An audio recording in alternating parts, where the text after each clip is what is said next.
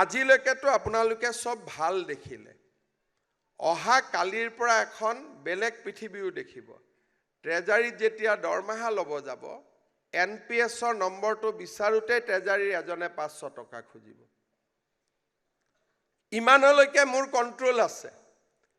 আজিলৈকে মই যিখিনি কৰিলো এখিনি মোৰ নিয়ন্ত্ৰণত হ'ল অহা কালিৰ পৰা বিলখন বনাওতে ট্ৰেজাৰী যাওতে তাতো সগুন কিছুমান বহি আছে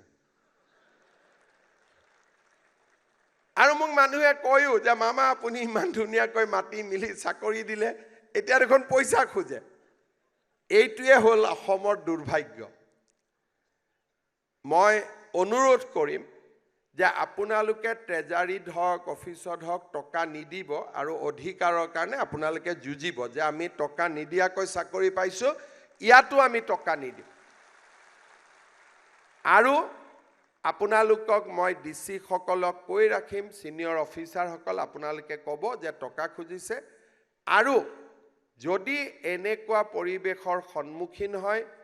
ফেসবুকত হওক ইনষ্টাগ্ৰামত হওক মোক জনাই দিয়াৰ কাৰণে চেষ্টা কৰিব যিমানখিনি পাৰো মই সহায় কৰিব চেষ্টা কৰিম কিন্তু সহজে আপোনালোকে পইচাটো নিদিব আৰু তেতিয়া